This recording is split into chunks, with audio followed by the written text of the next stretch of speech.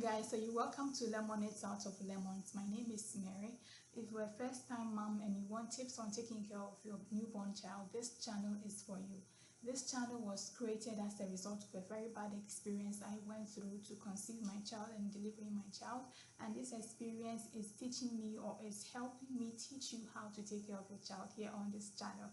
So if I provide you with value, hit on the like button. You can also subscribe, and you can also share this video to anybody to support me to bring you more quality content. So today we are looking at how many times you ought to feed your child or your newborn child, and after I discuss that, we are going to extend it to after weaning your child. Okay, yes, so feel free and subscribe to my channel. So guys, let's go straight to this video. After delivery, the nurses would advise you to take care of your child. Taking care of your child includes a lot of things, and I've shared some of these things in the video here, and you can take a look at them and learn from it.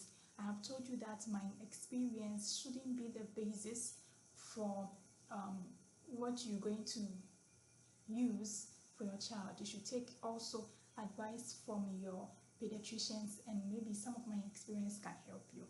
So they'll ask you to take care of your child. So how do you take care of your child? I have the tips here, take a look at it. But one important thing is how to breastfeed or how to feed your child. Now we know that immediately the child is born, first 30 minutes you need to provide colostrum, which is very essential to building and forming your child's strong bones. How your baby is going to develop is as the result of the colostrum. So if you don't know how to breastfeed, I've shared some of the videos here on how to breastfeed a newborn baby.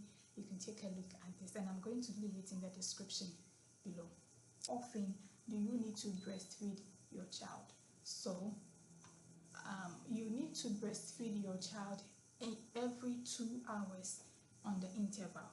So if you fed your child 2 hours now, which just say 5 a.m., you have to breastfeed your child again 2 hours, which is going to be 7 a.m. Make sure there is proper latching so that your child can breastfeed, and do that every 2 hours on the interval. So your baby may be sleeping. One thing I noticed that is that your baby may be asleep, and so deep asleep you don't know if you have to breastfeed your child or not breastfeed your child. Now you have to breastfeed your child even if your child is asleep, because your child may go hungry when they wake up, and you, worst case scenario, when you want to sleep, relax, that is when your child is calling for breast milk, because when your baby slept, you did not feed your baby, and therefore your baby is demanding for breast milk or food. So within the 2-hour interval, that is the appropriate way to feed your child, your newborn baby. Now it should be 2 hours intervals, whether the baby is asleep or whether the baby is awake. This makes your baby always satisfied, growing healthy.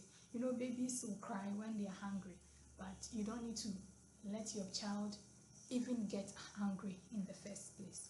So 2-hour intervals, make sure you breastfeed your child, which is the right way to go about it.